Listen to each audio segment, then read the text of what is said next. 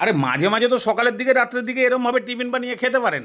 একদম ভরপুর মাত্রায় প্রোটিন, ফাইবার, কার্বোহাইড্রেট তো পাবেনই, তার সঙ্গে টিন, লোহা, তামা, সীসা সব ফ্রি। আর একদম ঝট করে হয়েও যায়। বিশ্বাস না হলে 200 গ্রাম মতো ছোলার বেসন নিয়ে নিন, হাফ চামচ মতো জোয়ান রগড়ে দিয়ে দিন, এতে টেস্টও বাড়বে, পেটও গ্যাসের সিলিন্ডার হবে না। আন্দাজ করে নুন, হাফ চামচ হলুদ, 1 চামচ করে ধনে গুঁড়ো, জিরে গুঁড়ো, এইটাও গুলিয়ে গালিয়ে বানানো যাবে, কিন্তু কয়েক রকমের সবজি দিয়ে দিলে একদম ভরপুর মাত্রায় ফাইবার ঢুকে গেল। তো বাচ্চারা যেগুলো পছন্দ করে না সেই সবজিগুলো দিন।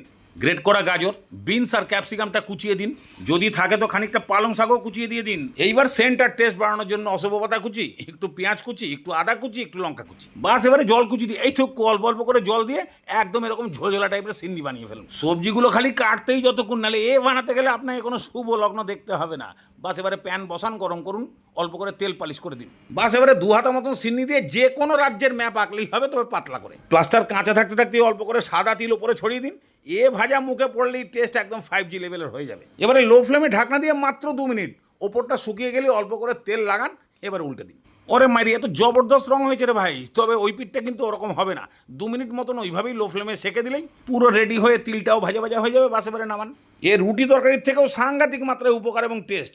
এত রকমের সবজি পেটে যাবে, আর ছোলার বেসনের মধ্যে সাংঘাতিক মাত্রায় প্রোটিন, আর সব থেকে বড় কথা টেস্টের চোটে বাচ্চারা ঘুণাক্ষরেও বুঝতে পারবে না যে এত রকমের সবজি ওর পেটের মধ্যে গুড়গুড় করে চালানো হচ্ছে।